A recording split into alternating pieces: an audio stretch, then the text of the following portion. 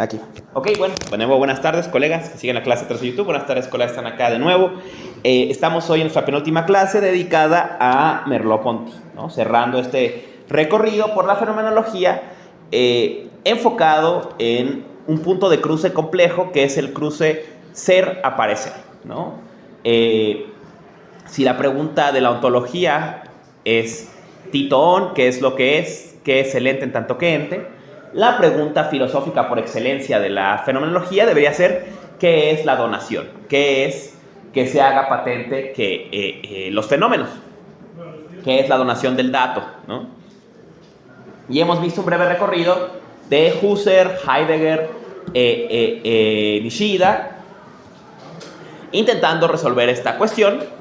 Y ahora nos enfrentamos a Merleau-Ponty, Bergson, y ahora enfrentamos a Merleau-Ponty intentando resolver esta cuestión, la cuestión de la donación. Antes de...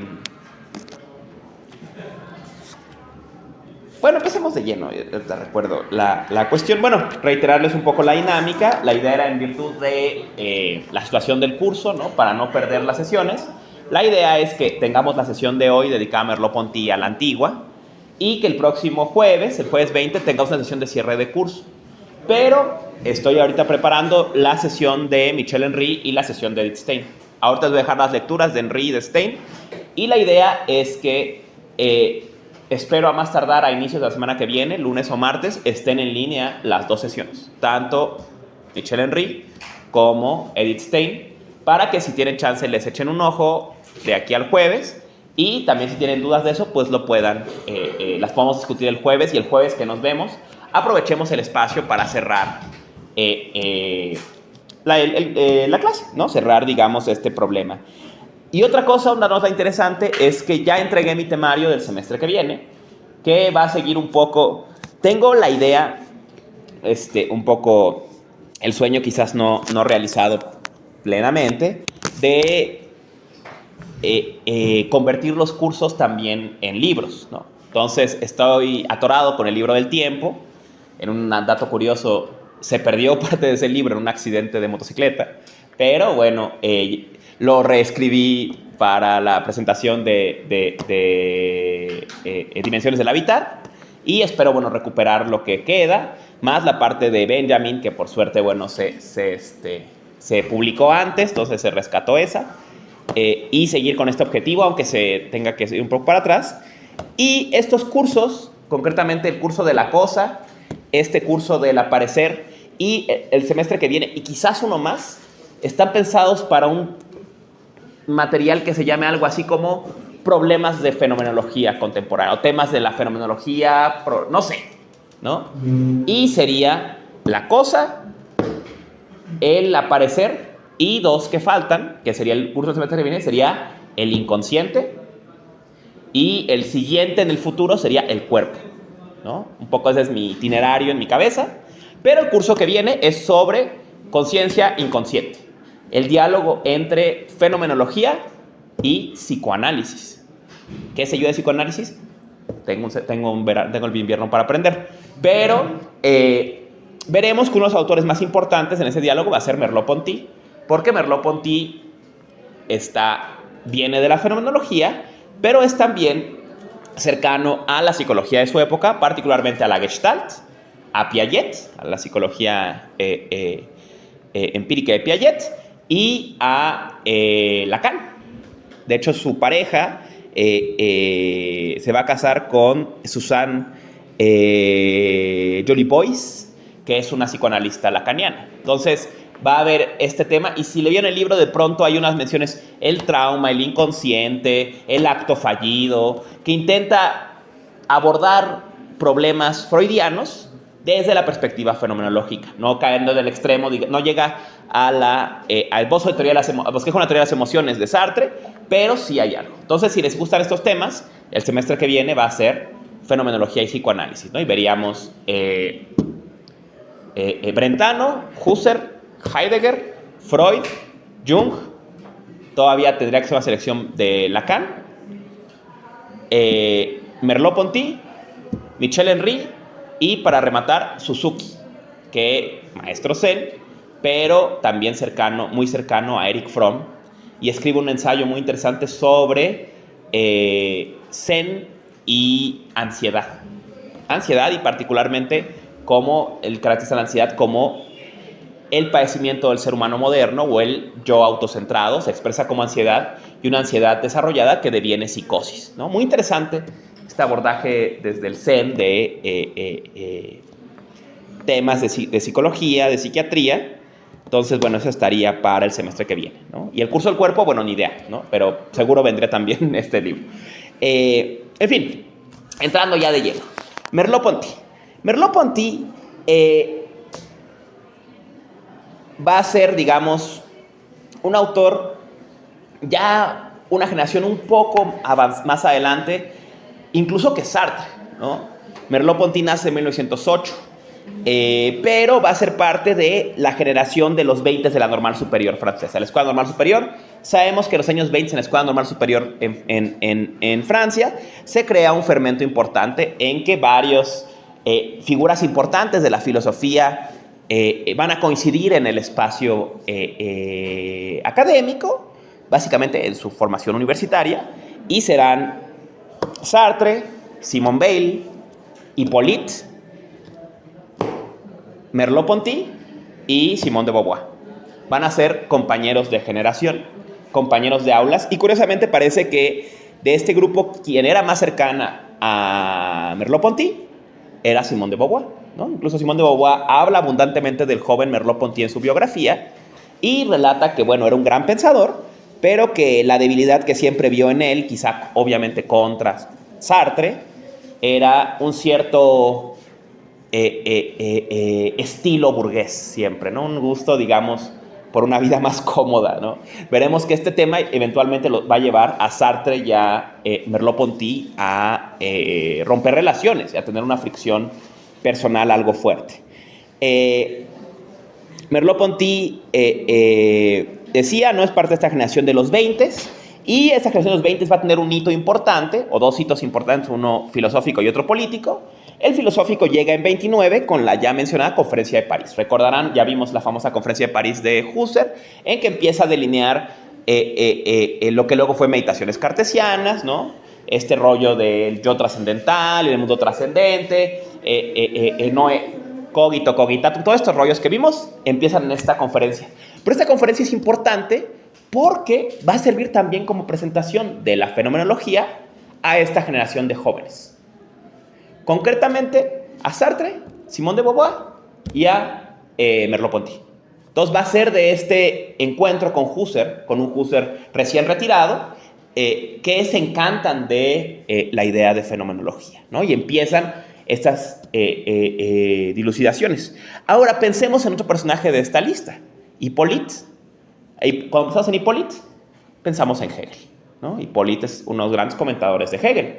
Entonces, piensen este fermento.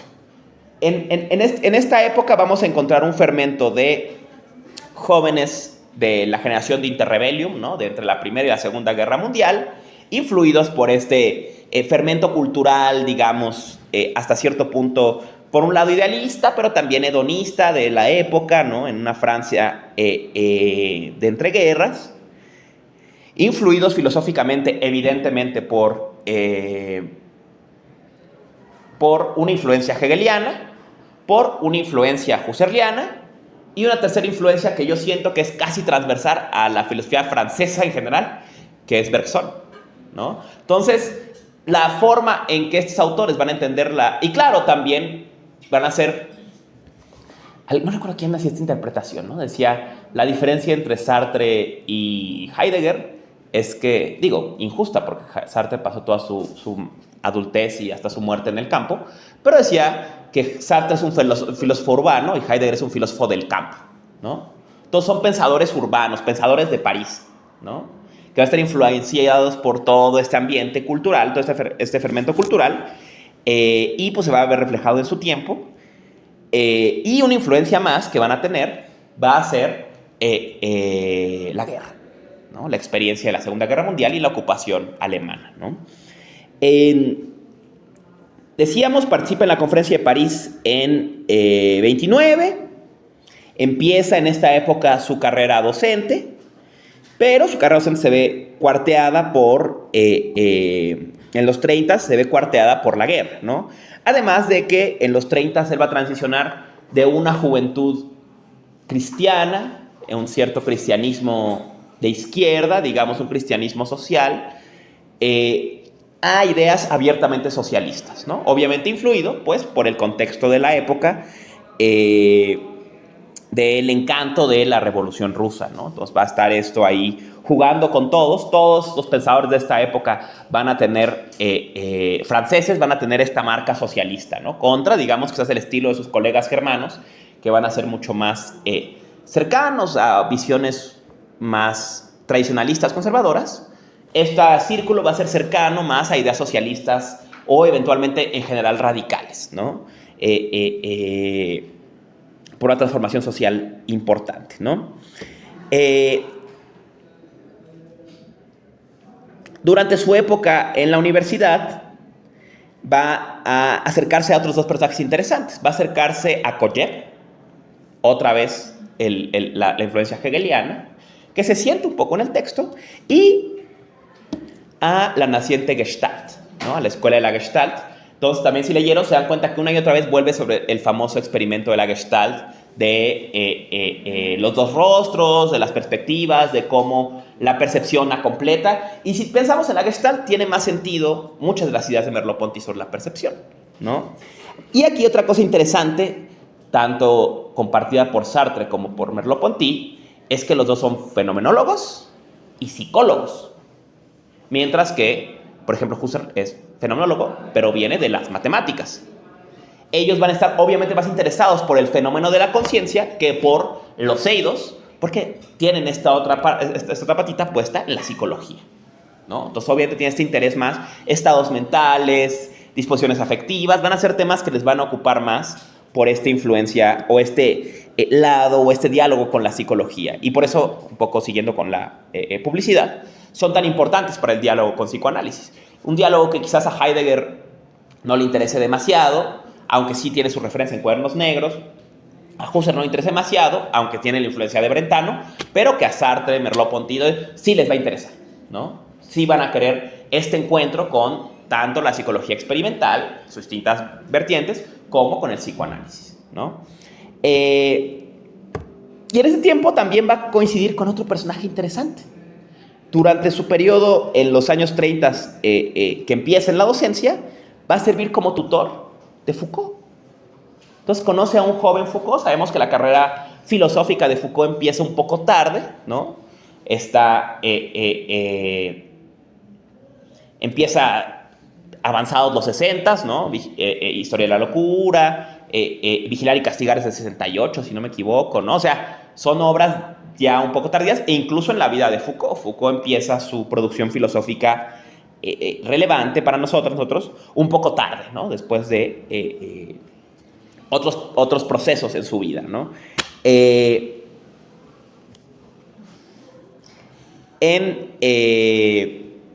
Cuando arranca la guerra, Merleau-Ponty, como muchos de sus contemporáneos, incluidos Sartre, se lanza al frente de batalla. Y, como muchos contemporáneos, es herido inmediatamente, ¿no? Entonces lo hieren y vuelve en 40 a París a encontrarse con la ocupación. Entonces, un poco, pensemos, tiene una breve experiencia tanto de formación como de actividad militar, pero tiene que volver. Parecido otra vez a lo que pasa con Sartre. Sartre va al frente y es capturado, ¿no? Pasa un año, si no me equivoco, detenido como preso de guerra alemán, y cuando sea la ocupación francesa lo regresan a Francia. Y Sartre tenía la ventaja de que, regresa a Francia igual al contexto de la ocupación, ¿no? En esta época también empieza su matrimonio con Suzanne Jovillois y pues esta pensadora psicoanalista lacaniana, ¿no? Durante la ocupación francesa, inicios de los 40, Merleau-Ponty va a intentar acercarse o participar de espacios de resistencia Concretamente, dos relevantes. Uno va a ser la revista Tiempos Modernos, servirá de editor de la revista de izquierda Tiempos Modernos, y otro va a ser una célula de resistencia que va a organizar Sartre, que tendrá varios nombres: Bajo la bota de la ocupación, socialismo y rebelión. O sea, va a tener un nombre, una célula que va a moverse entre un círculo intelectual a un movimiento, a un intento de una célula de guerrilla urbana, ¿no? Al parecer, incluso en esto van a tener una fricción, porque Sartre va a intentar en ciertos momentos impulsarse más hacia la vía de la resistencia armada, mientras que Merleau-Ponty será un poco más reticente, aunque al parecer hacia el final de la ocupación ambos van a participar en la resistencia armada, ¿no? Decía en broma un querido amigo, hablando sobre la revista Tikkun, ¿no? Esta revista que se publica de anarquismo a inicio del siglo XXI y que tiene mucho impacto en los círculos radicales y demás. Decía, es una revista de intelectuales que ahora quieren poner bombas, ¿no? Imagino un poco a estos güeyes así, ¿no? O sea, como, bueno, pues como profesor de universidad, ¿cómo se hace eso, no? Y bueno, claro, la experiencia de ocupación francesa los fuerza. Otra cosa peculiar, en 45 publica Fenomenología de la Percepción y se doctora con Fenomenología de la Percepción. Entonces hay un break también en su formación o en su carrera académica por el proceso de la guerra, pero hacia el fin de la guerra publica este libro que le permite doctorarse, ¿no? Entra a la Academia Francesa, joven, pero su vida se ve interrumpida pronto, a los 54 años, por un infarto fulminante. Algo interesante, al parecer se infarta Merleau-Ponty escribiendo una clase sobre Descartes. Y esa clase se publica como Lo visible y lo invisible. Entonces, Lo visible y lo invisible es literalmente la obra sobre la que murió Merleau-Ponty, ¿no? Entonces, es curioso también ver esta vida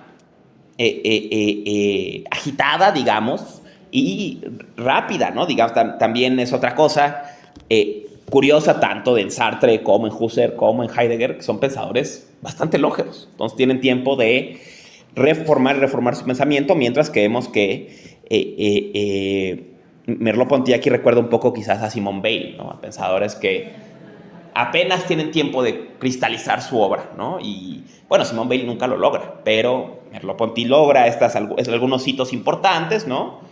Y cuando está su carrera filosófica ganando reconocimiento, pues llega el infarto, ¿no? Y se interrumpe.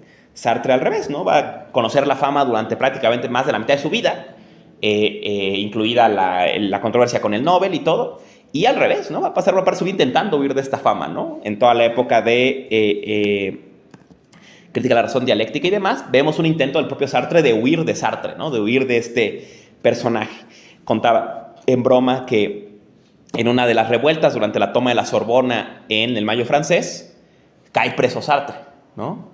Y decía el jefe de la policía, güey, ¿cómo se les ocurre tener a Sartre, no? O sea, mejor que enterrarnos para solos.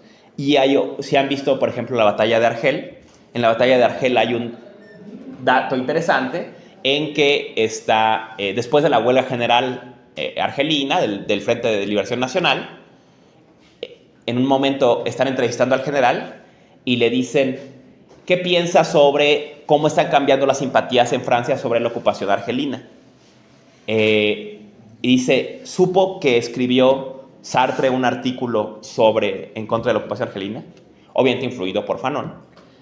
Y dice, el personaje dice, ¿por qué será que los Sartres, que nacen tantos Sartres y siempre escriben para el otro lado? ¿No? Porque no hay Sartres que defiendan la ocupación, ¿no? Y queda, pues... O sea, esto un poco anécdotas para contrastar esta imagen de Sartre, porque era un referente cultural, un santón cultural en la Francia ya desde la época de la posguerra, mientras que Merleau-Ponty era igual un personaje reconocido, pero le llega la muerte un poco de forma abrupta y, bueno, interrumpe su carrera. En fin... Entremos de lleno a Fenomenología de la Percepción, que hay bastante que cubrir. El texto es bastante largo y a veces complejo. Parece que vuelve sobre ciertos temas, una y otra vez los plantea de distintas formas. Otra cosa que comparte con Sartre es que sin duda es un maestro de los ejemplos, ¿no? Es un texto con muy buenos ejemplos. Pero un poco me pareció que la forma más afortunada de presentarlo, obviamente va a haber que cortar cosas. Concretamente en Celanto vamos a cortar todo el tema del otro, o lo más del tema del otro. Vamos a cortar el problema del lenguaje, ¿no? Pero intenté agrupar filología de percepción en 4 puntos, o en 4 temas, ¿no? Que me parece que ilustran el texto y sobre todo lo que nos interesa del texto, que es el problema de la donación, ¿no? Empecemos con el preámbulo del texto, que fue el primer texto, la primera parte que les pedí que leyeran.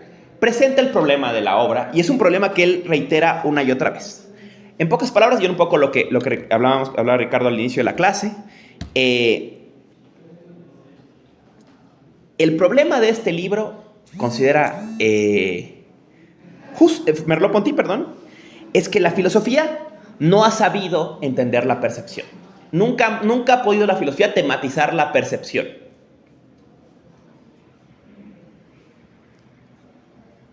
Cometemos el error, dice la filosofía, ha cometido un error de confundir percibir con lo percibido. Cuando pensamos, por ejemplo, una de las tradiciones que más, o la tradición que más se enfocó en este problema, que fue la tradición empirista, cuando describen la experiencia, siempre la describen en términos de data. Cuando hablan de experimentar, dice él, hablan del rojo, hablan de frío, caliente, sólido. Dice, esos no son experimentar, esas son experiencias. Esos no es sentir, es lo que sientes, ¿no? Confunde el ver con lo visto. Y nunca la filosofía ha descrito el acto de ver, el acto de sentir, el acto de saborear, ¿no? Esos actos han quedado obviados por la filosofía y cuando quiere explicar la percepción, la explica en términos de lo percibido. Sólido, frío, síntesis que se hace de todo eso, pero el acto mismo de percibir ha quedado encubierto en el misterio. Dice, en pocas palabras, fue la labor de la filosofía, y en concreto de la fenomenología, regresar a la percepción. Regresar al fenómeno de la percepción, ¿no? No a lo percibido, no a quien percibe, sino al acto de percibir y analizar ese acto, que es lo que él va a intentar en esta obra, ¿no? Dice, el error del empirismo es que da razón de una experiencia muerta. Dice, trata al mundo como si fuera un espectáculo, como si el observador viera desde fuera las cosas, ¿no?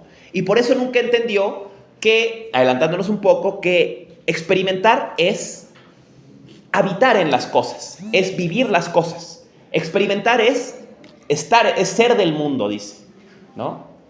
La experiencia empirista siempre es limpia, aislada, ¿no? Siempre es una cosa que impresiona. Cómo se da esa impresión es un misterio, nunca es tematizado, ¿no? Llega esta afectación física, esa afectación física provoca una idea, luego esa idea se asocia con otra idea, pero ¿y qué es impresionar? Eso es lo que Merleau-Ponty quiere explicar. Eso es fenomenología de percepción. Y lo resume en pocas palabras. La pregunta que orienta este texto es, ¿qué es sentir? ¿Qué es sentir? ¿No? Y es interesante, tiene razón. La verdad es que incluso en la fenomenología poco se ha tematizado este problema. Hemos descrito los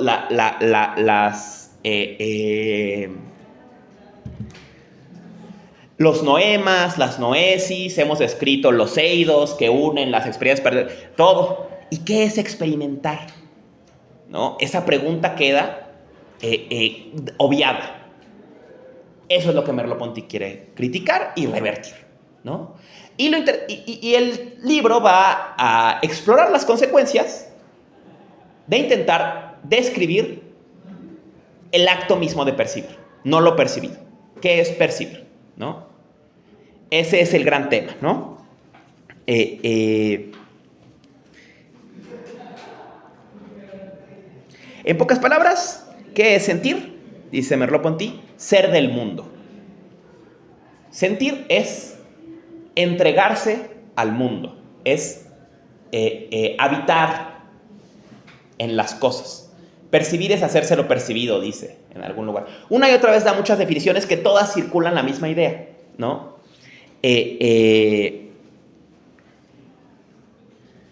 Sentir es encontrarse o reencontrarse en y con el mundo, ¿no? Y les decía, ¿no? Intenté dividir en 4 grandes temas esta descripción de percepción. Primer tema. No percibo datos, percibo mundo. Empieza fenomenología de percepción con este tema, ¿no? No hay percepción aislada, ¿no? A veces el empirismo quiere imaginar la percepción como la fotografía de un producto en redes sociales, ¿no? Que está la cosa y no hay nada alrededor, está la pura botella de agua, ¿no? Y esa experiencia no existe, dice. Toda experiencia se da con un trasfondo. Cuando yo veo la botella, la veo en la mesa, en el salón, con ustedes de fondo, ¿no? Se da en un contexto. Y además veo, adelantados un poco, veo la cara de la botella. Pero la botella tiene una espalda que no veo y que no refiere a mí, refiere a ustedes. Ustedes no pueden leer las stickers de mi botella, porque ustedes ven la espalda de la botella, ¿ok? Pero también está ahí. Entonces, cuando veo, no recibo. La descripción empírica sería, no, es que me impresiona el dato negro, el dato sólido, de cierta distancia, ¿no? Y yo la sintetizo y creo la botella, ¿no? Descripción clásica. Pero dice Merleau-Ponty, no se limita a eso. O sea, experimentas la botella en un contexto, en lo que él llama un horizonte de sentido, o en sentidos más un horizonte de sentido, una constelación de sentido, o en sentido más burdo, mundo.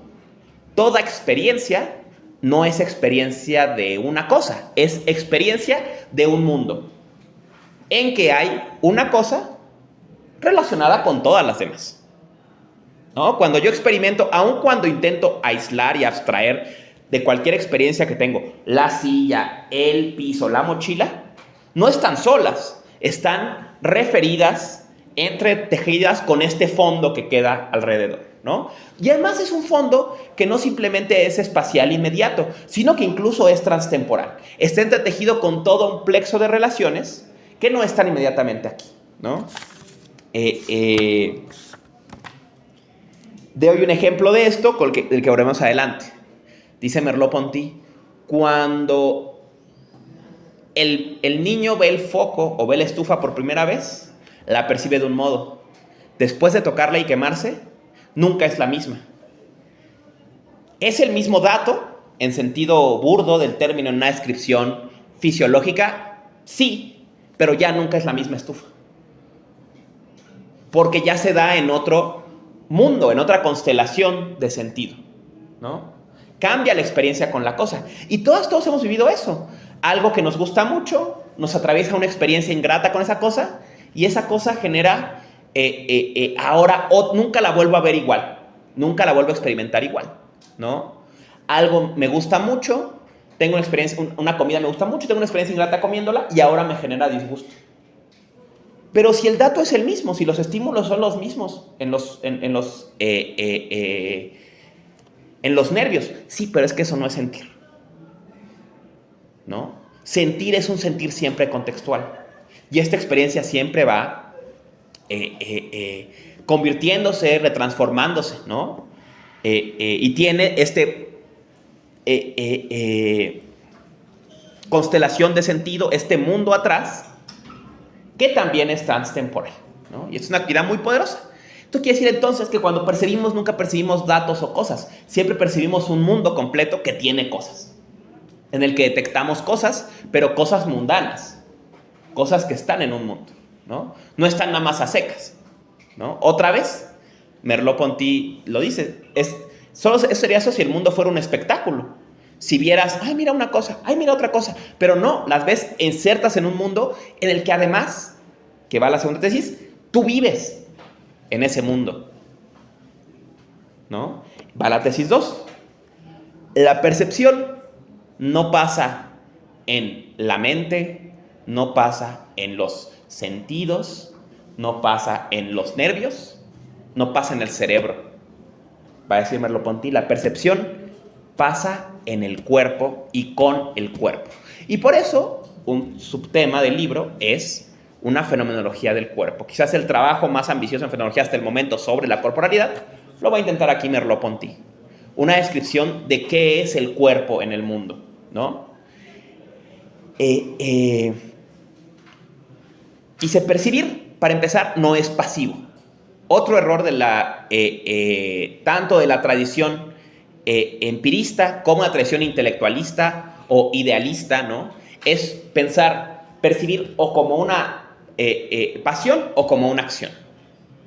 O sea, no es que tú estés así nada más y el mundo te impresione, o que tú vayas a capturar el mundo. Dice él, percibir es comunicar con el mundo, es sentarte a la mesa con el mundo.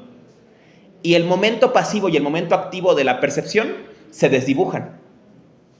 Déle un ejemplo poderosísimo de esto en el apartado del cuerpo. Y el ejemplo que da es la sexualidad. Dice, cuando tú ves a alguien que deseas, ¿lo ves o lo deseas? ¿Es pasivo o es activo? O sea, tienes un estímulo de un montón de cualidades, luego las sintetizas, luego las analizas con un juicio de gusto. No, ver es desear, ¿no? Y él usa un ejemplo, piensan otra vez, estamos en esta influencia, esa parte de la sexualidad es la parte en que hay más peso psicoanalítico del libro, ¿no? Pero dice, ves a quien te gusta y sientes excitación, o sea, esa acción-pasión. Y él dice, desear es sinónimo de existir en general, ¿no? Toda experiencia es así, es pasión-acción. Pensemos otra vez en el niño. El niño ve el foco con el que se quemó, lo percibe con miedo, con reserva. Entonces, su ver ya es ay, ¿no? Igual que el ver sexual, es un ver que también es un desear, es un ver que quiere apropiarse, acercarse, ¿no? A lo deseado, ¿no? Mueve como lo deseado, lo inteligible, decía Aristóteles, ¿no? Mueve sin ser movido, ¿no? Entonces, dice él, todo percibir, todo acto intencional, todo ir al mundo, en términos fenomenológicos, es fundamentalmente, y es una tesis de Merleau-Ponty, una forma de motricidad. O sea, incluso Husserl va a estar aquí insinuando Merleau-Ponty, cuando piensa la intencionalidad como un ir al mundo, lo piensa con cierta pasividad, ¿no? O sea, hay una intención en que la conciencia va al mundo, hay una orientación al mundo siempre, ¿no? Un dirigirse. Pero ese dirigirse es también un acto de moverse al mundo y de recorrer la cosa y que la cosa contesta, dándose y escondiéndose, dándonos un poquito y negándonos lo demás, ¿no? En este juego de mostrar ese y ocultarse, que será importante más adelante, y dice él, la mirada no, el ojo no nada más ve, el ojo recorre. Es esta imagen bellísima, ¿no? Nuestros ojos caminan sobre las cosas, ¿no? Y caminan y se imaginan qué hay detrás, ¿no? Y entonces se mueven alrededor de la cosa. Entonces, percibir es una motricidad, es un mover, ¿no? Y esto es importantísimo en Merleau-Ponty porque entonces todo acto de percibir, que tradicionalmente se ha pensado como al menos del empirismo, como un acontecimiento pasivo, una impresión, una afección, una intuición, es una acción. Y toda intuición supone una acción, ¿no? Es un juego de doble vía, ¿no? Perdón, es que se me ocurrió. Es interesante que ahora los smartphones, como objetos, pues bueno, como que descubrieron eso, ¿no? Eso de que el ojo recorre la pantalla, lo que lee es este track, ¿no? O sea, el recorrido de cómo claro. Esas pantallas. Solo es muy interesante cómo, más bien ahora es el objeto, ¿no? Que lee esta intención. Y curiosamente Merleau-Ponty siempre va a ver este otro lado, porque también, es decir, el error del intelectualismo es pensar que el objeto no pone de su parte. El objeto tampoco se dona. Ese va a ser un problema adelante. El objeto no se da, no es una donación sin más. Nada se nos da plenamente. El mundo, dice, está siempre, resguarda un misterio. Nos da una cara para que la habitemos, pero siempre tiene otras que nos rehusan. Nada se nos entrega plenamente, ¿no? Dice, el objeto consumado es un objeto que hubiéramos devorado completamente por todos sus ángulos. y ese objeto también pierde toda su magia, ¿no? La magia de la percepción es el darse y el rehusarse, ¿no? Que la cosa no se deja sin más, ¿no? Y esta es una idea que también, por ejemplo, tenía Scheller. Scheller decía que es la cosa, la resistencia de la percepción. Que la cosa no es transparente, ¿no? Esa sensación de que algo se resiste a tu tacto, eso es la cosa, ¿no? Que tú quieres sentir y nada más te da un poquito de, ¿no? Esa es la cosa, esa resistencia, ¿no? Pero muy buena referencia, ¿no? Ya hay en la ergonomía se ve este juego de la cosa y la percepción, ¿no? Y como la percepción es un proceso también de acción. Curiosamente, el tercer libro de Nishida Kitaro se llama La intuición activa o la intuición acción, ¿no? Él pensaba el mismo juego. Él dice, nunca vemos y luego deseamos o sentimos repulsión. Es a la vez. Entonces, todo acto de intuir es activo y todo acto activo supone una intuición. Entonces, no hay ni intuición y luego acción. Él decía es el error de Kant. Kant creía que como una computadora, metes la información, luego la procesas y respondes con una acción. Cuando no se da cuenta que intuir es actuar, ya. Intuir es ya relacionarse con la cosa. Y que toda acción supone también un elemento de regreso. Por eso es muy interesante que dice, percibir es comunicar. Y piensa en otra acepción. Percibir es ponerse en el koinón, en lo común con la cosa. ¿Qué es lo común con la cosa? En el mundo. Por eso percibir es ser del mundo. Y en sentido interesante, en el mismo momento del acto de percepción mismo, da nacimiento a la cosa, al menos en una de sus presentaciones, pero también da nacimiento al cuerpo. El cuerpo es el centro de la percepción.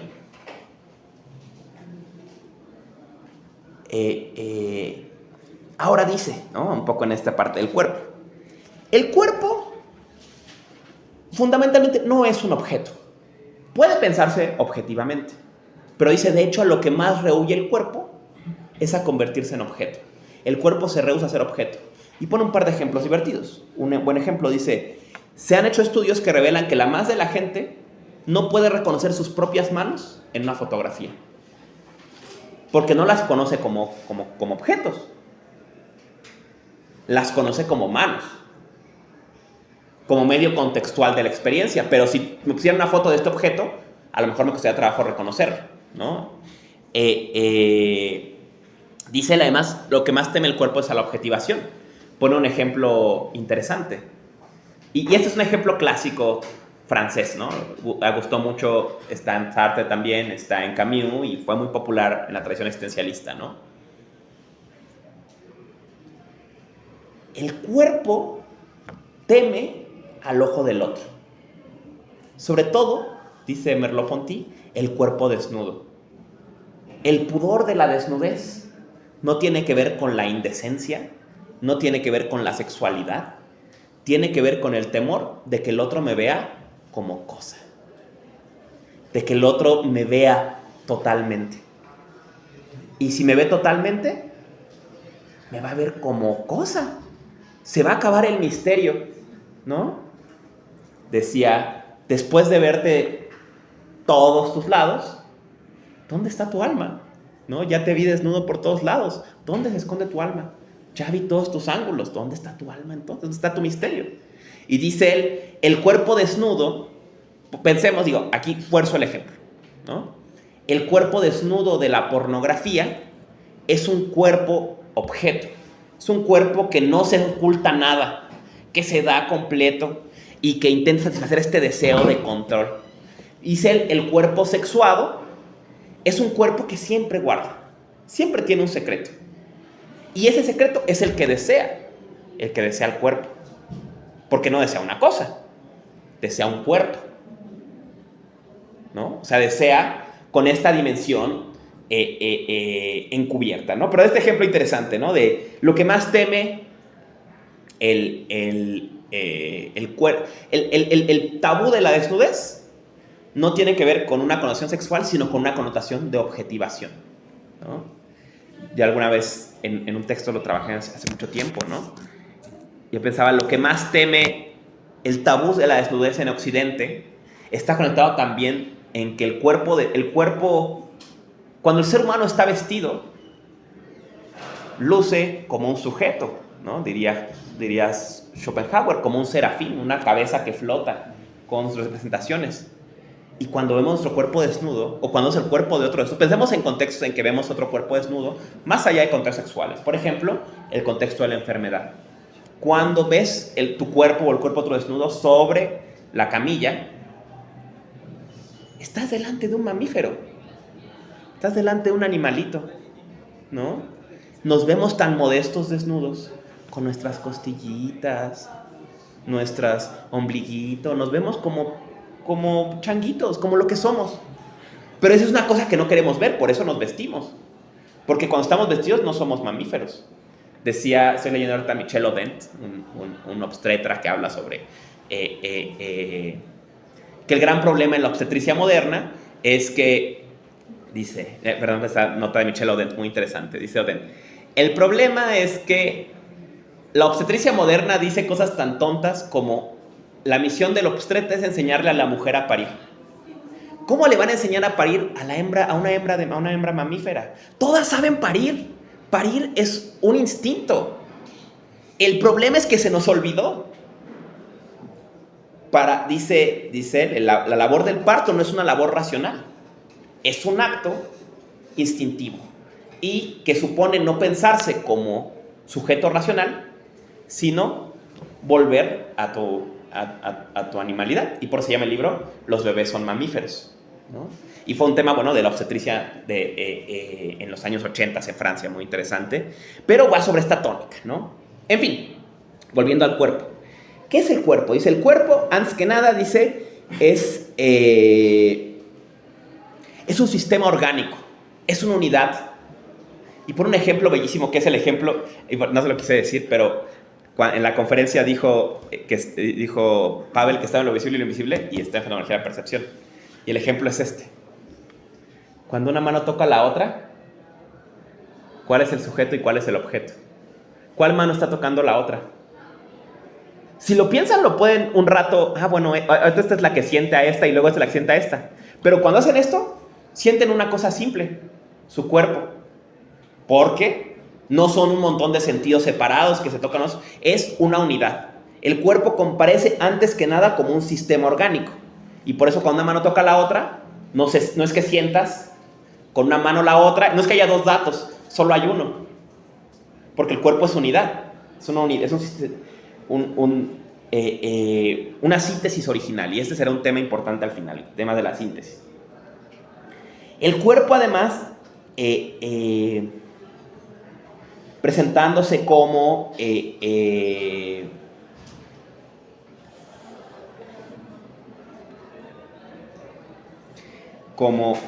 medio contextual del mundo, como centro, como corazón de la experiencia del mundo, desde donde experimentamos todo, ¿no?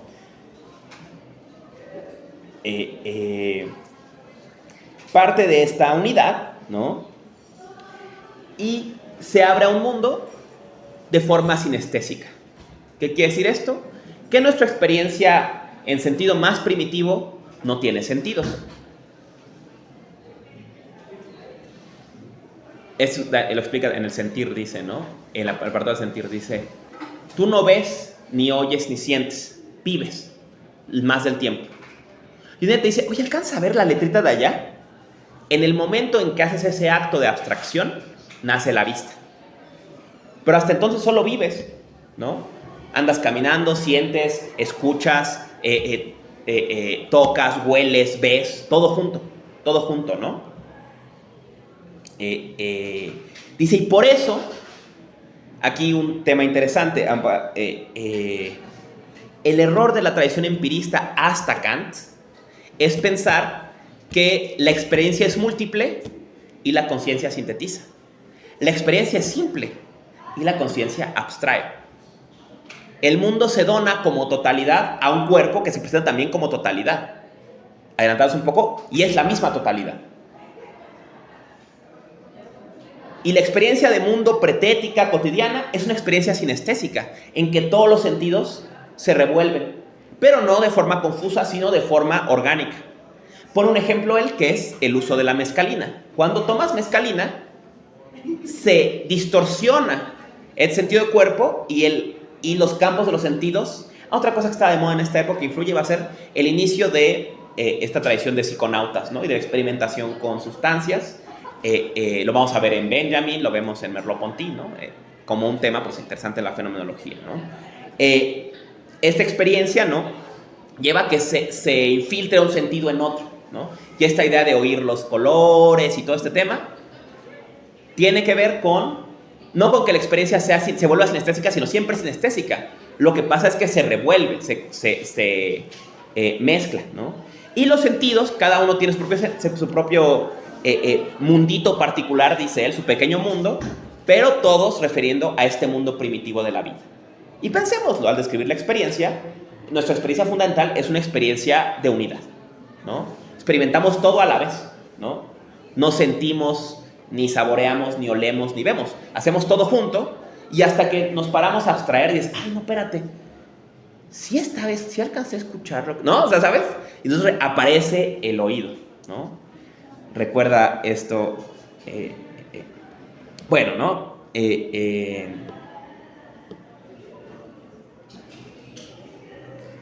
El cuerpo, además, dice él, es la coordenada espacial fundamental.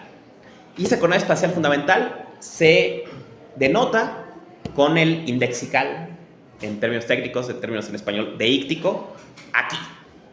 El cuerpo es aquí. Es el punto de partida de toda referencia al cuerpo. Y a partir de aquí, de ese punto cero que es el cuerpo, en el espacio, se dibuja una región. Y esa región es la región de acción o de potencia del cuerpo. El salón, la mesa, ¿no? El cuarto, tu casa, ¿no? Es donde tu cuerpo se desplaza y donde se puede mover, ¿no? Es el lugar en que hay. Y por eso percibir también es habitar, porque percibiendo este mundo, echas estas líneas de movimiento que puedes hacer sobre él, tu potencia sobre este mundo, y así creas este espacio vivido, ¿no?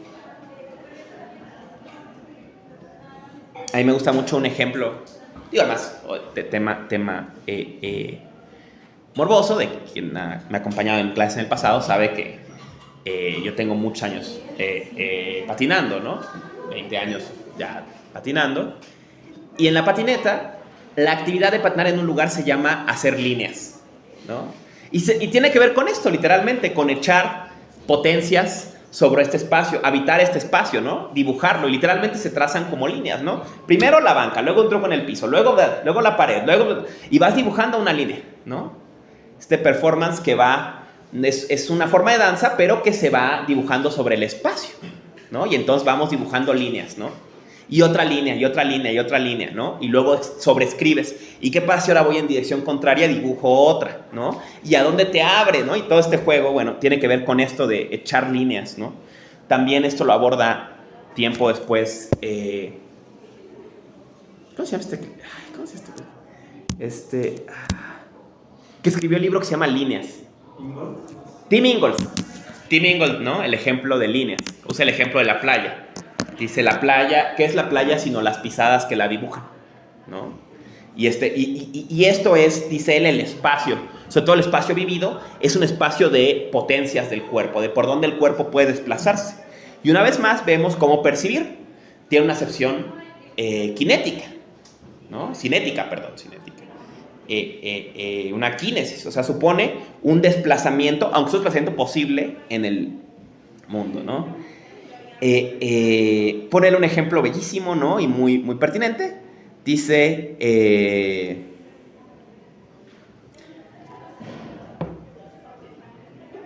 cuando te pica un insecto,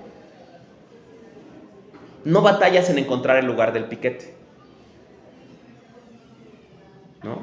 Porque está en el punto cero, en la síntesis de tu cuerpo, está perfectamente ubicado, lo sientes, ¿no? Es aquí. ¿No? No es una gran dificultad. No es una búsqueda en que exploras, ay, a ver dónde está la falla, ¿no?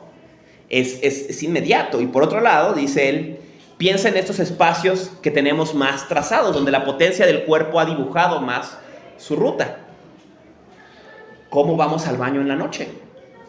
Podemos ir con la luz apagada cuando es una casa en la que hemos vivido mucho tiempo, porque ya está nuestra percepción, kinesis, completamente dispuesta en el espacio, ¿no? Y cuando vamos a un lugar nuevo, bueno, es más complicado, porque no tenemos esta misma disposición, ¿no? Pues estos espacios cotidianos los recorremos sin pensar, porque ya están completamente dibujados por nuestro movimiento en ellos, ¿no? Cierra con una tesis interesante. Perdón. Okay. Paso nada más, dejen cierrar estas cosas. Dice, el cuerpo tiene un carácter interesante. Mientras pensemos, dice, volvamos a Descartes. Descartes puso res cogitans y res extensa.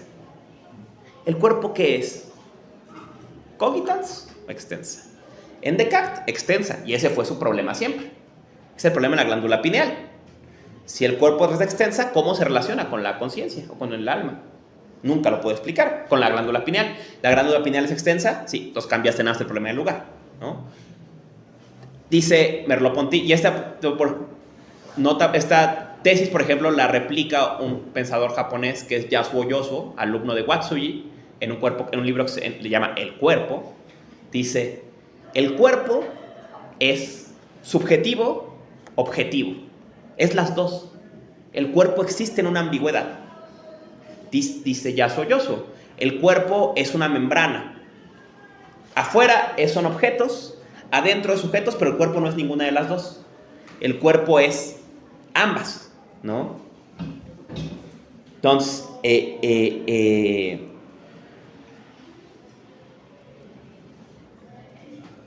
en el sentido más fundamental de la experiencia, antes del sujeto, antes del objeto, dice Merleau-Ponty, soy mi cuerpo, soy este lugar de encuentro de yo mundo, que es el cuerpo, y en que los dos se donan o acontecen a la vez.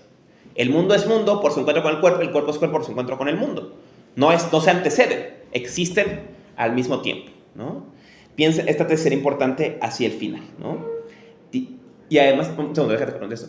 Y además, eso quiere decir que sería más correcto decir, entonces, más que yo pienso, yo puedo.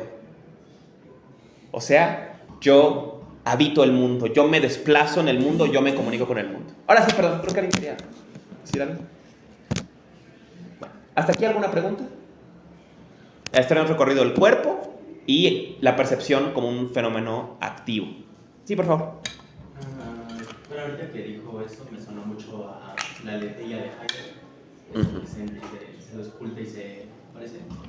Y nada más como para ponerlo, como para seguir esa misma línea que usted ponía entre Sartre y Merleau-Ponty, cuando Sartre en El ser y la nada empieza con el cuerpo, creo que solamente lo da en el sentido material. Y en cambio creo que sí se ve diferente ese sentido, como de tomar a la aletheia, sobre todo porque Sartre lo toma por Everíes. Everíes solamente tiene un sentido. Claro, muy buena observación. Este punto que tocas es muy interesante porque un tema que Heidegger nunca resolvió en su obra es el concepto de cuerpo. Y él lo reconoce. Varias veces deja este tema.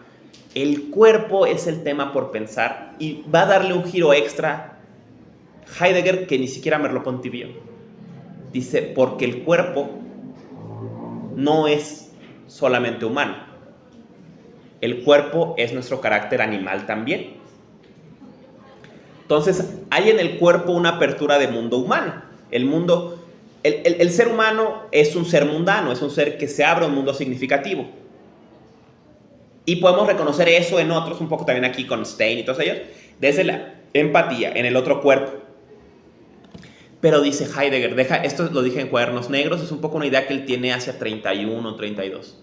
Dice, pero si el cuerpo es señal de apertura de mundo, de que tiene un mundo, habrá que reconocer que otros animales comparten características corporales con nosotros.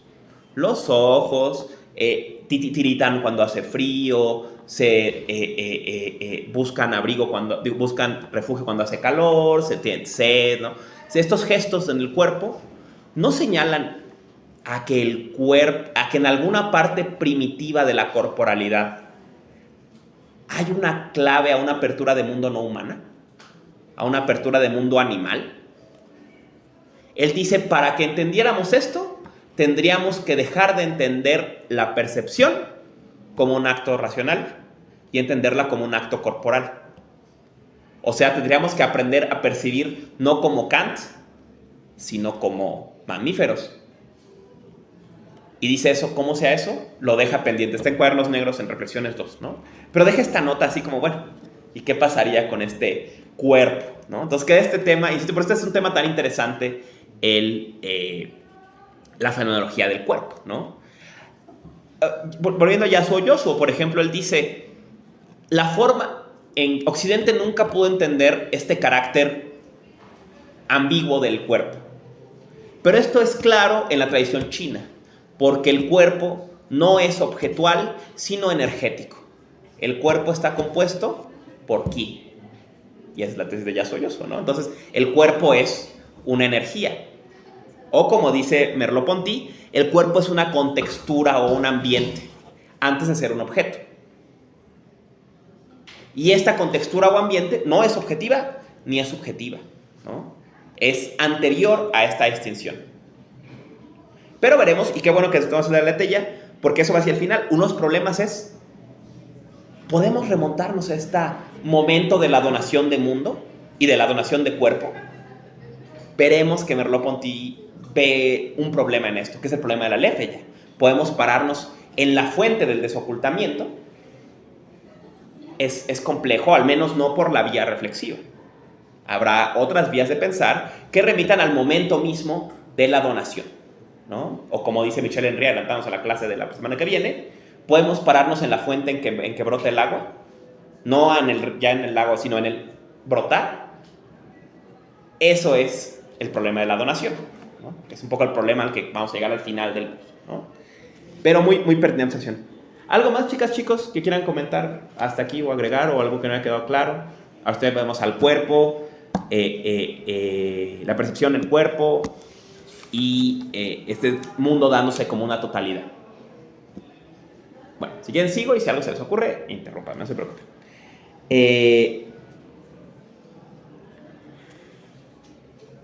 Por un ejemplo interesante, dice él, la percepción.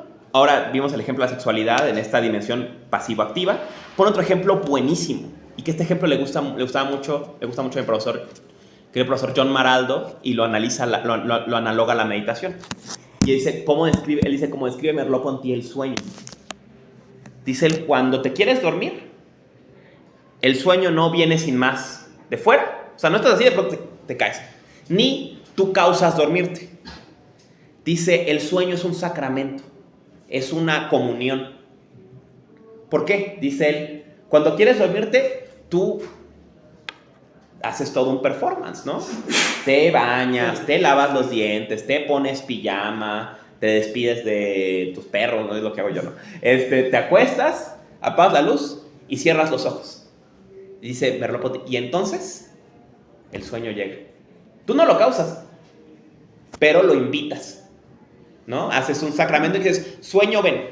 Y el sueño dice, ahí voy, ¿no? Y dice, así es todo acto perceptivo. Cuando tú percibes, también le dice al mundo, ven, muéstrame. Y el mundo te dice, te doy esto, ¿no? O sea, es este carácter comunicativo de toda experiencia. Sí, por favor. A mí ya lo explicó, pero me surgió la duda. ¿Por qué todos compartimos esa experiencia? ¿Por qué para todos es claro que el sueño nos llega? ¿Por qué todos tenemos esa experiencia? ¿O esa percepción? No sé. Sería la naturaleza. El sueño sería un ejemplo de toda la percepción, ¿no? O sea, toda la percepción funcionaría así. Solo que en el sueño es muy obvio. O sea, Merleau-Ponty usa este ejemplo para pensar esto. El empirismo cree que el objeto te impresiona totalmente. El intelectualismo cree que tú configuras por completo el objeto. Dice, el sueño es un reflejo más bien de cómo funciona todo acto de conciencia. Tú pones una parte, el mundo pone otra y se encuentran a medio camino, ¿no? Igual es percibir, y por eso es el ejemplo de percibir es desear, ¿no? Tú vas y el mundo te contesta, ¿no? También es un juego muy de Heidegger, ¿no? El ser llama y el hombre contesta, ¿no? Supone esta interacción o intercomunicación, ¿no? Entonces, percibir también es eso, es disponerse. Hoy un ejemplo bobísimo, y es un ejemplo, por ejemplo, de Gestalt, ¿no? En la Gestalt usan este ejemplo. ¿Les ha pasado que, por ejemplo, se les mete la idea, me quiero comprar una bici, quiero una bici? Cuando piensan eso, a donde vayan, todo el mundo tiene bicis. Hay un capítulo de Simpsons que lo expresa perfecto, ¿no? En que Bart entra a los Boy Scouts y luego no quiere ser parte de los Boy Scouts y entonces van a hacer una práctica con navajas. Y él dice, no, eso es estúpido, y se va, y entonces todo el mundo se divierte con navajas, ¿no? O sea, sale y todo el mundo está haciendo cosas con navajas, ¿no? Hibbert salva a un güey con la navaja y luego peleando, todo el mundo tiene navajas, ¿no? Ya ven, y es un ejemplo de la Gestalt de cómo la percepción no es pasiva, sino hay una contextura de la percepción que cambia cómo contestes, ¿no? Dicen en esoterismo le llama esto, lo que ves crece, ¿no? A lo que presta atención crece. Hay más de lo que te fijas. Cuando te fijas en algo vas a reconocerlo más. Y esto muestra un ejemplo análogo al sueño. Cuando tu atención está fija en bicicletas, por todos lados todo el mundo se divierte con bicicletas. Y vas a ver todas las cosas que se pueden hacer con bicicletas, las mejores bicicletas, las más caras, las más baratas, buenas, ¿no? O sea, y otra persona en la misma experiencia no vería eso, porque no tienes atención puesta en eso, ¿no? Y entonces se da este diálogo. ¿Es la misma experiencia? Sí, no, veremos a más adelante. Sí, no. Es otra cara de la misma experiencia. Pero esta donación que se da a ti depende de este encuentro, de que tú llamas y el mundo contesta, de que pones esta comunión, ¿no? Lo que ves crece, ¿no? Cómo lo ves depende, pues, de que te llama la atención y entonces eso va a ser lo que veas. Y si otra cosa te llama la atención, otra cosa. En un dato curioso, volviendo a la tradición budista antigua, ¿no?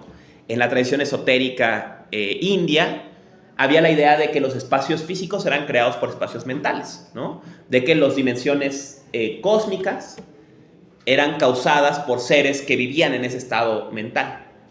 Por ejemplo, el infierno no es un lugar que exista y luego te vayas al infierno. El infierno es un estado de conciencia. Y en el mismo cosmos coexisten seres que viven en todos. Los asuras, los espíritus hambrientos, los seres humanos, los semidioses, todos vivimos en el mismo universo. Muchas veces coexistimos, decía Arnau en broma, ¿no? Tú vas en el camión sentado junto a alguien que va en el infierno. Y todo depende del estado de conciencia al que te abres al mundo, cómo se te dona. En un ejemplo de videojuegos, piensen, este es un tema clásico en Silent Hill, ¿no? El videojuego Silent Hill, ese es un tema. Que pueblo de Silent Hill, se da diferente a las distintas personas. Unas personas lo ven completamente convertido en un infierno biomecánico y otras lo ven como un pueblo normal, ¿no? Y es todo esto es, pero se dona según desde dónde te aproximas a él, ¿no? Y digo, sin abundar, hay seres que pueden atravesarlo y otros que se quedan atrapados, ¿no? Se quedan atorados porque la forma en que lo experimentan este mismo plano, ¿no? Y siempre pensé en esta experiencia, ¿no? Entonces, esta idea en el budismo esotérico indio, ¿no? Y también una idea parecida en Merleau-Ponty, ¿no?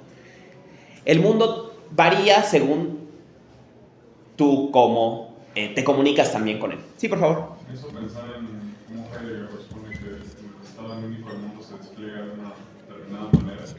Y eso, cuando nos vimos en clase a finales del año anterior, no me hizo mucho sentido, pero justamente en las vacaciones estuve trabajando y en el camino al trabajo, que era el metro, siempre pensaba cuando venía para acá, porque toda la gente venía con su cara de enojo.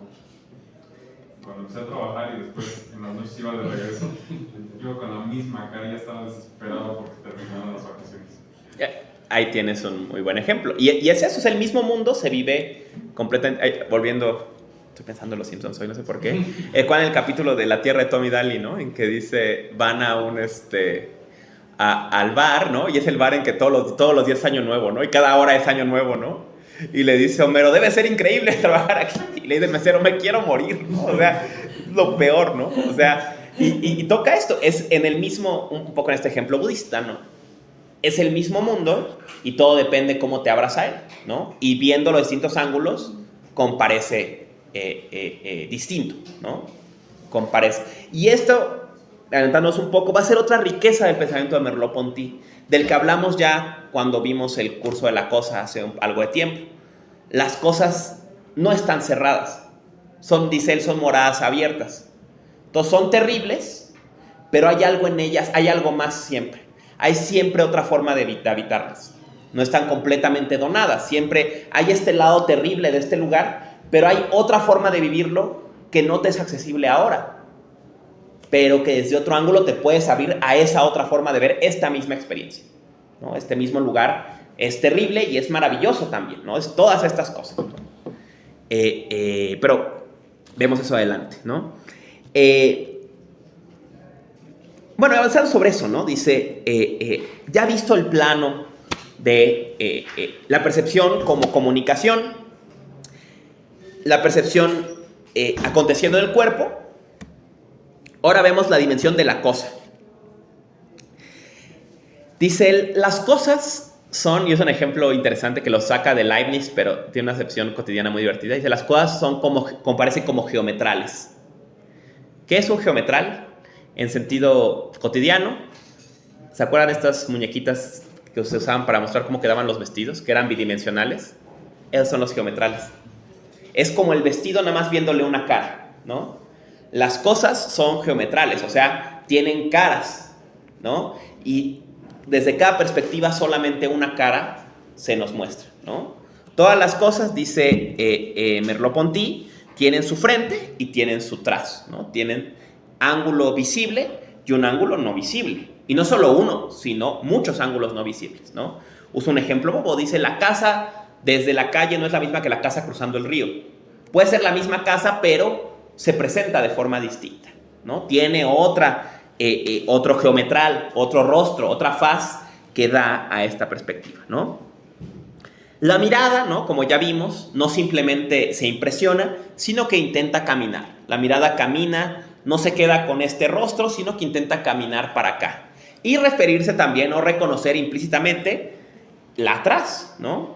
Sé que está otra cara de mi botella, ¿no? Que solo comparece a ustedes. Y sé que para ustedes mi botella es muy diferente que para mí, o un poco diferente al menos, ¿no? Porque mi mirada intenta caminar, ¿no? Para acá, pero reconoce también lo que no se da, ¿no? Les leo un pasaje del texto que ilustra muy bien esto y que es un pasaje de evidente inspiración heideggeriana, ¿no? Bueno, no sé quién, bueno, sí, por lo menos de coincidencia, ¿no? Está en la página...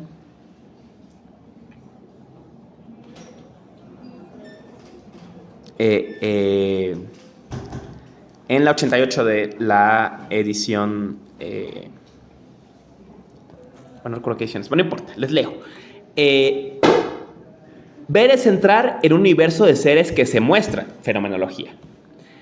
Y no se mostrarían si no pudiesen ocultarse unos detrás de los demás o detrás de mí. En otros términos, mirar un objeto es venir a habitarlo y desde ahí captar todas las cosas según la cara que al mismo presentan. Pero en la medida en que yo también las veo, las cosas siguen siendo moradas abiertas a mi mirada y virtualmente situado en las mismas, advierto bajo ángulos diferentes el objeto central de mi visión actual. Así cada objeto es el espejo de todos los demás. Cuando contemplo la lámpara colocada sobre mi mesa, le atribuyo no solamente las cualidades visibles desde mi sitio, sino además aquellas que la chimenea, las paredes, la mesa pudieran ver. La espalda de mi lámpara no es más que la cara que ésta muestra a la chimenea. Puedo, pues, ver un objeto en cuanto que el objeto forma un sistema o un mundo y que cada uno de ellos dispone de los demás que están a su alrededor como espectadores de sus aspectos ocultos y garantía de su permanencia. Entonces, cuando veo esta botella, no nada más creo en el lado que veo, reconozco el que no veo y que solo ven ustedes. Dice él, la cara que solo ve mi chimenea, ¿no? La lámpara está entre él y la chimenea. Hay un tras de la lámpara, una espalda de la lámpara que solo ve la chimenea. Pero también está ahí. Pero es interesante esta frase, dice, las cosas son moradas abiertas. Nosotros habitamos las cosas en el rostro, en la faz que nos dan. Vamos a entrar en relación con ese lado, pero sabemos que no se nos dan con plenitud, que en las cosas hay otros lados que no vemos y que esas cosas siempre son moradas abiertas. Y la morada abierta tiene una implicación interesante, tiene doble implicación interesante.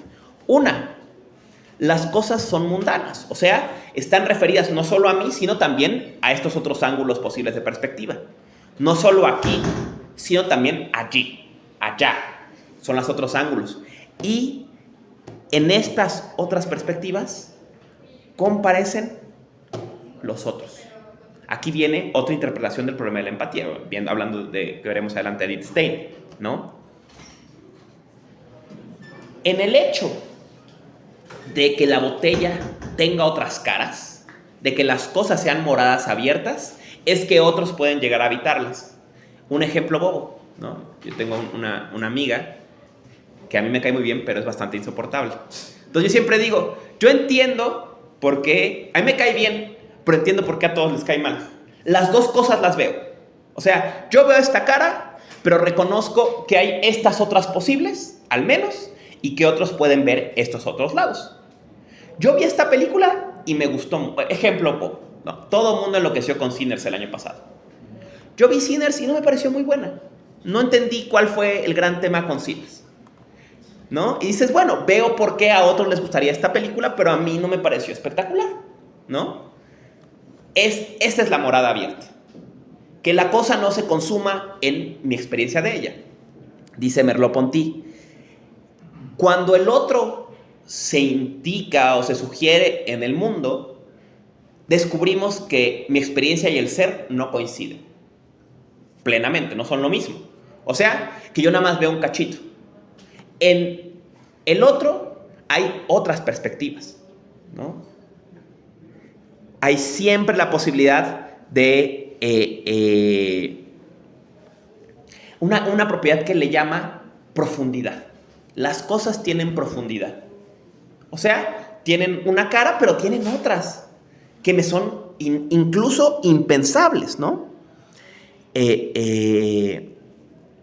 Dice él, un objeto consumado sería un objeto que pudiéramos agotar de todos lados, ¿no? Pero ninguna cosa se deja agotar así. Siempre guardan algo, y eso que guardan es la posibilidad de otra interpretación, de otra perspectiva mía y de otros, ¿no? Adelante, por favor. Bueno, es algo que me ha tratado de escribirlo, pero yo pienso que, bueno, es que trata de como figuras geométricas, que incluso hay figuras que hablan como de, no sé qué se llama, pero de una figura muy específica, como de 12 caras. Pero creo que, así como se dice de que el círculo no tiene ni principio ni fin, yo creo que la mejor manera tal vez de representar esta como inagotabilidad de la cosa tal vez sería como una esfera, ¿no? Que tiene infinitas caras, literalmente.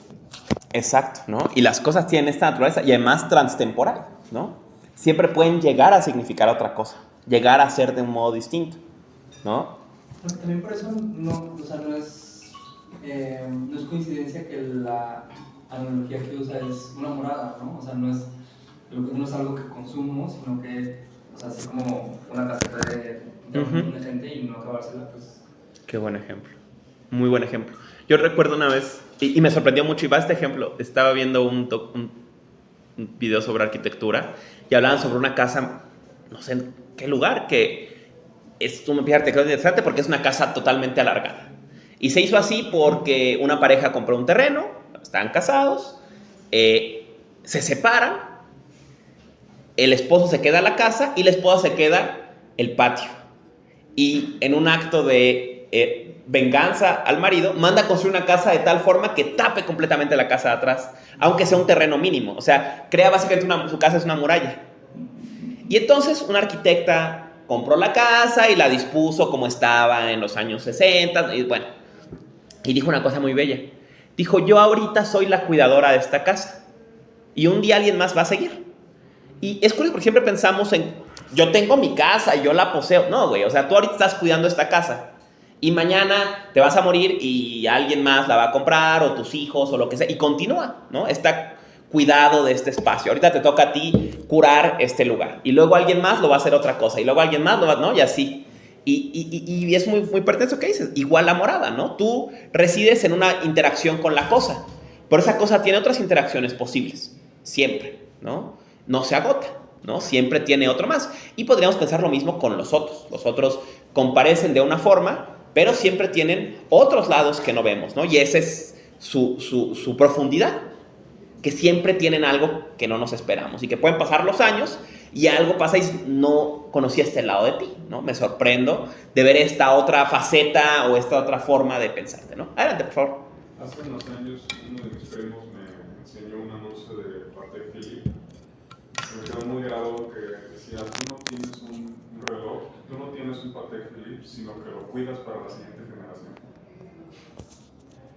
Muy pertinente. Y es interesante este carácter de las cosas, ¿no? O sea, y vuelve, digo, a ese curso que tomamos a lección sobre la cosa, ¿no?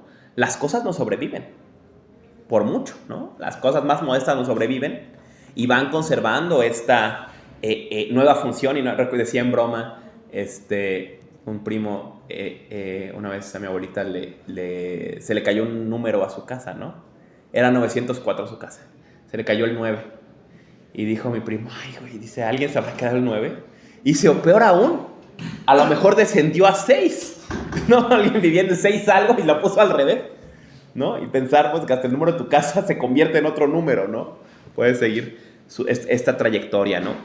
Ahorita, y perdón que le pirateé porque me encanta el trabajo que está haciendo, estoy revisando una tesis de un alumno de letras italianas, sobre una novela que se llama... Ay, déjenme, les doy la referencia porque es muy bueno. Desgraciadamente la novela es de 2024 y aquí está, de Diego. Y todavía no está más que en italiano, ¿no? Se llama...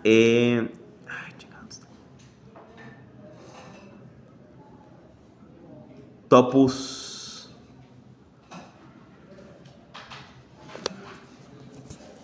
Aquí está Diego.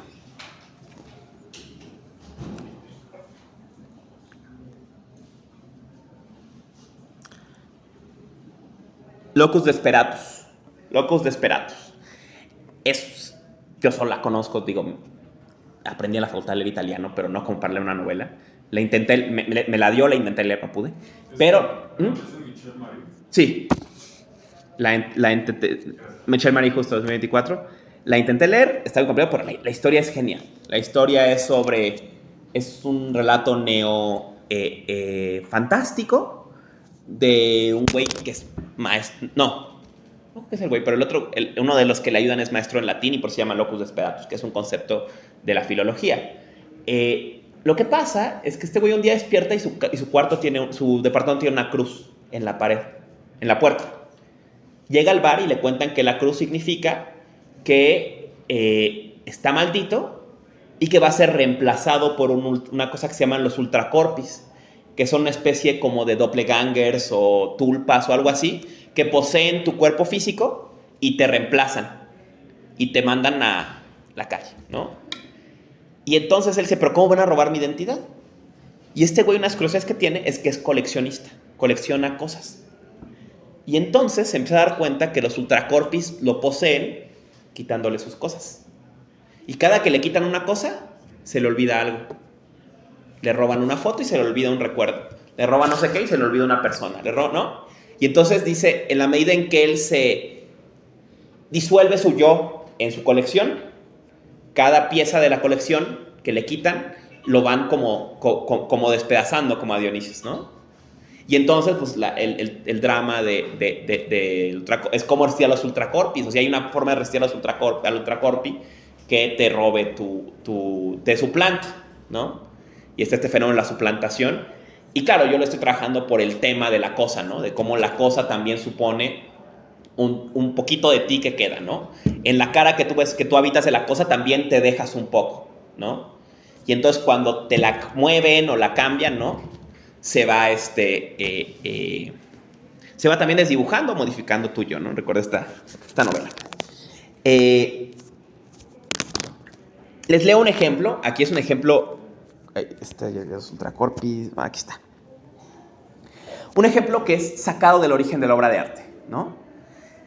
Lee en la 338. Dice: si rompemos una piedra y los fragmentos de esta piedra, los trozos que obtenemos, serían aún trozos de piedra.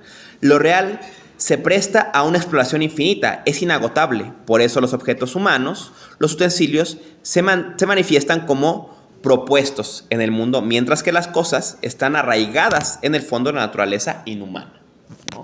La cosa misma, y es este ejemplo que ya vimos en el de la obra de arte, ¿no? Tiene una dimensión terrestre, una dimensión terrena. ¿Qué es la dimensión terrena? Lo que se guarda. Estas otras posibilidades, ¿no? Y si tú rompes la piedra, nunca llegas al corazón de la piedra, solo te haces de 2 piedras cerradas. La piedra es una fuerza de guardarse. La rompes y tienes 2, ¿no? La rompes y tienes 4, y así, pero se va siempre guardando. Su centro nunca se dona, ¿no? Porque en ese centro están sus otras posibilidades, siempre son esas posibilidades inagotables, ¿no? Y por eso dice Heidegger, ¿no? Regresando a esa descripción del origen de la obra de arte, ¿no? El templo griego es la contienda mundo-tierra, la apertura de una posibilidad de mundo, que es el templo, donde moran los dioses y los hombres se encuentran y se hace la comunión. Pero el templo, esta posibilidad, descansa sobre el peñasco. Y el peñasco es oscuridad, es lo que se guarda. Es esta otra posibilidad que está siempre ahí. Y avanzábamos un poco. El peñasco está ahí porque un día el templo va a sucumbir y se va a convertir en una casa, y luego se va a convertir en no sé qué, y luego se va a convertir en un museo, y luego se va a convertir en un restaurante, y luego se va a convertir, ¿no? Este lugar recuerda todas estas posibilidades. Si no hubiera peñasco, sería nada más apertura, y sería esa posibilidad, y quedaría la cosa consumada. Pero porque tiene profundidad, porque tiene esta parte que se retrae, es que es cosa posible también, ¿no? Si fuera pura apertura, sería también como una explosión, ¿no? Se consumaría y ya, no habría más, ¿no? Pero en esto que se guarda es que siempre queda otra posibilidad, otra posibilidad, otra posibilidad, otra posibilidad de otras aperturas posibles, ¿no? Por eso dice que las cosas se dan, y es muy bella esta frase, a una exploración infinita, ¿no? Y vuelve a un tema del que hemos hablado también con ellos, ¿no? De que la fenomenología restituye el mundo a los poetas, ¿no? Entonces, el tema de la flor, la piedra, el lago, la montaña, nunca va a estar agotado. Nunca va a ser el último poema sobre la flor, porque la flor nunca se dona completamente. Hay algo de la flor que no se ha dicho. Y no solo una cosa, infinitas. Y por eso siempre hay otro poema, ¿no? A mí me gusta mucho, por ejemplo, hace años que estaba leyendo Las Flores del Mal, ¿no? Me impactó mucho porque una componente de Las Flores del Mal, diría Heidegger, es un poema sobre poetas, ¿no? Es un poema sobre Baudelaire mismo. O sea, él mismo se autocuestiona. ¿Cuáles son las flores del mal? Sus poemas de viejo. Dice, el campo da una primera floración hermosa, prístina, y luego da una podrida, enferma. Esos son estos poemas. Estos poemas son mis poemas de yo que ya estoy seco, yo que ya no soy fértil. Les doy esta donación, otra, ¿no? La muerte, ¿no? Y entonces cuenta otra vida, ¿no? Y entonces podemos contraponer, ¿no? Quizás una poesía temprana o esta poesía idílica contra esta poesía cruda, ¿no? De la muerte, del temor, de la cita en el panteón, el albatros que baja al barco, la peste, ¿no? Toda esta otra experiencia de la vida son las flores del mal, ¿no? Dice, yo ya les enseñé un mundo, ya les di mi primer poesía, ahora voy a ver si puedo hacer otra poesía de esta otra cosa. Esta poesía de las flores, ¿no? Yo con las flores del mal siempre imaginaba estas estos campos abandonados en que crecen las flores, pero entremezcladas con la hierba y inhóspitas, ¿no? Así yo imaginaba las flores del mal, ¿no? Y esta segunda donación, ¿no? En fin, para ir avanzando. Último tema, cuarto tema, y con esto cerramos. Un poco ya lo hemos estado redondeando, pero vamos a entrar de lleno, ¿no? Dice, ¿qué es la percepción entonces? ¿Qué es sentir? Dice, sentir no es representar. Sentir es crear el mundo. La percepción no copia un mundo que ya está ahí. La percepción no se representa un mundo dado. La percepción crea el mundo, hace mundo. El problema es que para cuando llega la conciencia, ya pasó esto. El mundo ya se donó. Ya se dio la percepción. Dice él, siempre hay una percepción primitiva a la que remonta todo acto de conciencia. Esa percepción primitiva es irreflexiva, es incluso atética. Volvemos un poco al tema de Nishida. ¿Recuerdan de Nishida? En cuanto dices algo de la experiencia pura, te separas de ella. La experiencia pura es pura donación, pero por lo mismo es insignificante. ¿Qué decir de? ¿No? ¿Cómo decir? Hay mundo. Cuando digo eso ya me distancio de él, ¿no? Ponen un ejemplo hermoso. Dice, tenemos dos ojos. Podemos ver con uno, podemos ver con otro. Si tenemos un accidente nos queda nada más uno. Podemos usar lentes para ver al revés, ¿no? También hablo mucho del experimento de la mirada invertida, demás, ¿no? Y aún así, todas estas visiones remiten a un mundo uno. Asumimos por la fisiología que la visión es de forma primitiva, dual, y luego el cerebro hace una síntesis de las dos imágenes. Pero dice Merleau-Ponty, desde una descripción fenomenológica pasa lo contrario. El mundo siempre es primitivamente uno, y en cuanto pensamos en él reconocemos que lo vemos con dos ojos. Entonces, siempre hay esta referencia a un mundo único, primitivo, a el momento de la percepción, a este momento de la donación, que se da en una conciencia que todavía no es estética, o sea, que todavía no es significativa. La conciencia, dice él, nunca puede poseer sus operaciones completamente. No somos transparentes completamente a nosotros mismos. Y aquí una nota curiosa para el curso que viene. Dice, esto, si algo hay que llamar el inconsciente, es a este momento. ¿Qué es el inconsciente? No es la carga en sus traumas, es la donación de ser. El momento en que el mundo acontece. Está ahí, lo reconocemos, pero nunca nos logramos retrotraer hasta ahí. Todo acto de reflexión se para en la referencia a una donación primitiva que nunca termina de... Dice, todo ver supone un mundo que ya estaba ahí. Todo acto perceptivo que podamos identificar, ver, oír, supone que ya hubo una donación antes. ¿Y cómo pasó y cuándo pasó esta donación? Queda siempre remetida como un misterio. Echado, veremos con Michel Henry, siempre mandado a un pasado inmediato. El mundo nunca, un poco si les interesa, este fue el tema de la conferencia la semana pasada, ¿no? La semana pasada.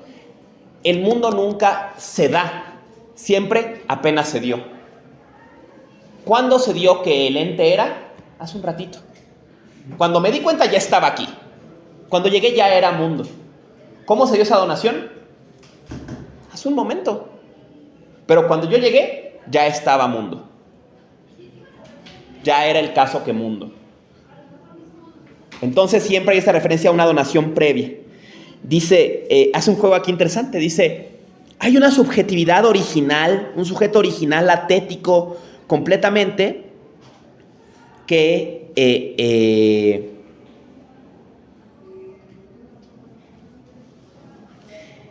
crea el mundo en su experiencia.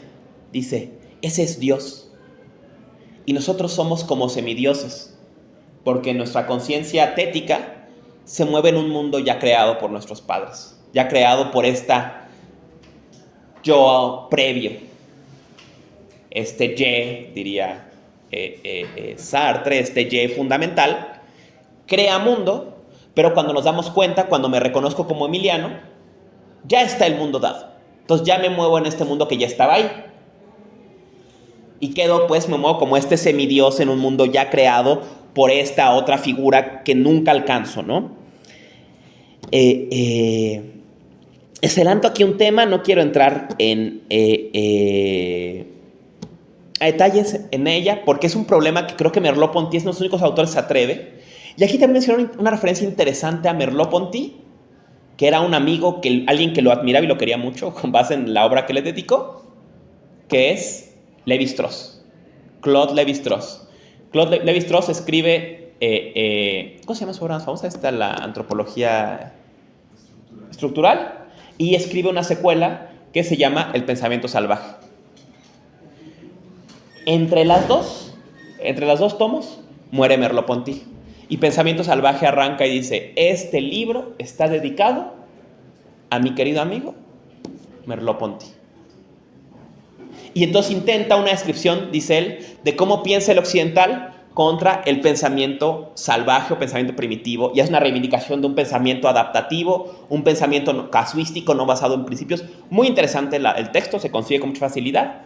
Y curiosamente ahorita creo que les comenté, estuve en junio de colado en las conferencias de Claxo en Bogotá, y estaban discutiendo mucho este texto de Pensamiento Salvaje, porque hoy varias personas, sobre todo en ciencias sociales, están intentando usar pensamiento salvaje para metodologías de ciencias sociales.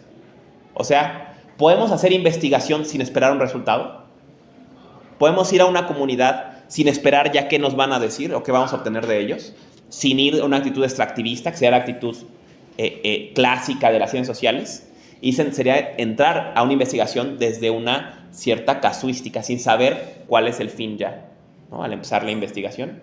Y usan como referencia el pensamiento salvaje de Lévi-Strauss, ¿no? Pero bueno, aquí el tema que comparte con Lévi-Strauss dice...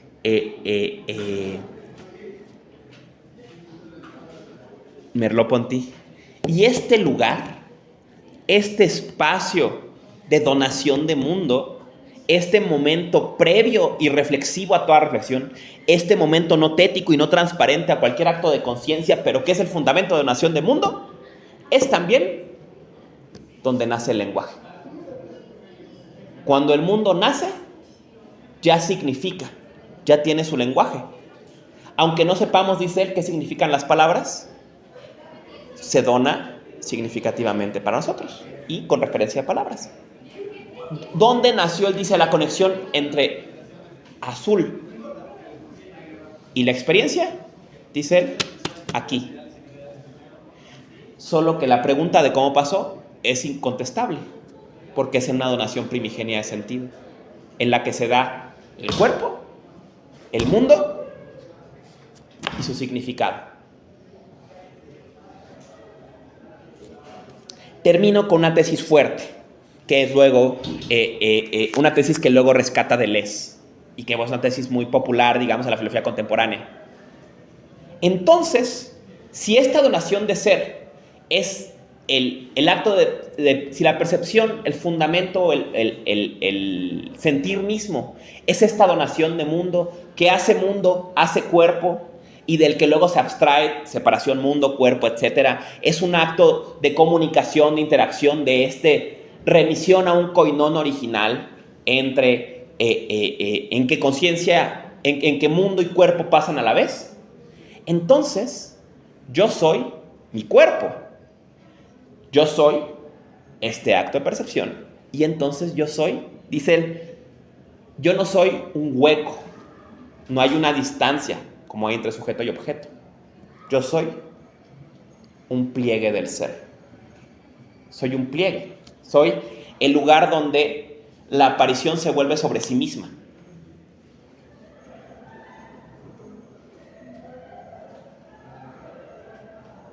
Y ven este tema del pliegue, fue luego muy discutido por Deleuze, Heidegger aborda el tema del pliegue, pero aquí viene una explicación del concepto de pliegue, del pliegue del ser, ¿no? Adelantándonos al final de Michel Henry, dice Michel Henry, la esencia, adelante, spoileo un poco, ¿no? La fuerza del texto. Y claro, Michel Henry interesantemente termina volviéndose cristiano y un poco llegando a una solución mística en su pensamiento. Dice, la donación de ser es un fenómeno en que lo que se dona es la vida y a quien se dona es a la vida. Entonces es un fenómeno de pliegue de la vida sobre sí misma, de autodisfrute, ¿no? Dice él, se pensa esta autodonación o este pliegue sobre sí. Por ejemplo, él dice, en un momento Schopenhauer lo piensa como una batalla de la vida contra sí misma. Pero cuando se reconoce que los dos lados son lo mismo, este acto de donación lleva ahora la marca del goce. Del goce de la vida donándose, de la vida dándose a sí misma. Como dijo, y es un referente de Henry, como dijo Eckhart, es fondo de Dios, que es mi fondo, donde fui lo que quise y quise lo que fui, ¿no? Donde yo fui el creador y lo creado también, ¿no? Este Dios de Merleau-Ponty, ¿no? Que está siempre atrás, siempre ya pasó su acción. Siempre ya el mundo está ahí cuando lo reconocemos, pero en su donación, lo que se dona y a quien se dona son lo mismo. Por eso es pliegue. Es un doblez en que se encara ser con ser. Pliegue de ser. Se encara vida con vida, diría Henry, ¿no? Y ahí está. Con eso terminamos Fenomenología de la Percepción. Antes de pasar, si quieren comentar algo antes de terminar la clase, y más de esta parte que estuvo fuerte, digamos, este último momento del texto, como les decía, la idea es para no perder temas, ¿no? Y poder aprovechar la última clase de la próxima semana. Porque ¿saben? Les comenté, la semana que sigue tengo que salir, no voy a poder estar en la clase del 27, pero en la del 20 la idea es tener una clase de cierre. Entonces un poco dialogar sobre el problema de la donación, la idea de fenomenología en general, ideas que tengan para sus trabajos, dudas generales, y voy a hacer el esfuerzo de, a más tardar el martes, subirles tanto una clase de Edith Stein como una clase de Michel Henry. Estaría en el YouTube de Habitar la Tierra, donde está todo. Estas últimas clases todavía no las subo, pero bueno, ya van a estar arriba también. Y también, si algo tienen de eso, que lo traigan para el día 20, ¿no? Entonces, aprovechemos el 20 que nos vamos a ver para platicar, y la exposición la aventemos el peso al YouTube para que también no se nos cargue y podamos terminar el semestre en tiempo y forma. ¿Qué vamos a ver de los dos autores? De Edith Stein, todavía no acabo de seleccionar. Les voy a hacer una nota en el Classroom y en el grupo de Facebook y en el YouTube. Les mando una nota más precisa. Pero por lo pronto sería sobre el problema de la empatía, capítulos 1 a 3. O sea, el problema de empatía en Edith Stein. Y quiero algo más, pero todavía no acabo de revisar su otra colección de ensayos, entonces todavía no quiero seleccionar. Pero por lo menos voy a ver empatía. Y de la que ya tengo es de Merleau-Ponty, de Michel Henry. Desgraciadamente hay muy poco traducido al español, pero hay una compilación de ensayos que se llama Fenomenología Material. Se consigue en internet sin ningún problema. Si tienen problemas me dicen.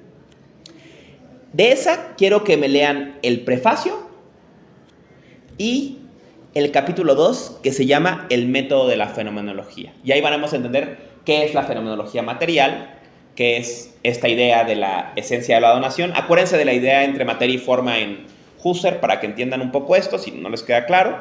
Y si tienen chance, léanse las últimas páginas del último capítulo, que se llama Pathos Con. En este caso son 3 ensayos separados y además es interesante porque son recientes, ¿no? Estos ensayos se publican en los 90s, ¿no? Entonces, bueno, fenomenología medianamente contemporánea, ¿no? Entonces sería de Stein, capítulo 1 a 3 de problema de la empatía. Sobre el problema de la empatía, igual se consigue en línea. Michel Henry, Fenomenología material, el prefacio, capítulo 2, el método de la fenomenología, y si tienen chance, del final de Pathos Con, ¿no? El último apartado de Pathos Con, en que va a hablar sobre la comunidad, ¿no? Muy interesante. Además, si piensan otra vez, la acepción cristiana y, por otro lado, también política que tiene el pensamiento de Michel Henry. Ahora sí, ¿alguna pregunta, algún comentario para terminar la clase sobre Merleau-Ponty, sobre la clase, sobre lo que sea?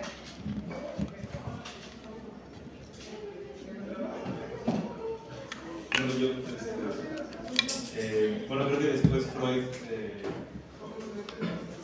la voluntad interpreta la voluntad de Schopenhauer como subconsciente, ¿no? Uh-huh. Esa fuerza que está, bueno, visible, pero que está moviendo. Nada más eso. Muy buena observación. Vamos a ver el semestre que viene un artículo de 1916 que se llama El inconsciente, que es donde, digamos, presenta el concepto de inconsciente Freud. Y me interesa mucho eso, que podamos jalar o reconstruir también el puente Freud, Schopenhauer y Nietzsche, ¿no? O sea, para ver también esta ragamen y cómo pues, esta revolución freudiana tiene bases y cómo no es difícil entender que los pensadores intenten desde ahí traducir de la clínica a la fenomenología, ¿no? ¿Algo más, chicas, chicos? Bueno, entonces dejamos la clase ahí. Les agradezco mucho y nos vemos el próximo jueves para la clase de cierre. Insisto, me comprometo a que por tarde el martes tengan las clases de Edith Stein y de Michel Henry en el YouTube, ¿no? Y también estas dos que han faltado.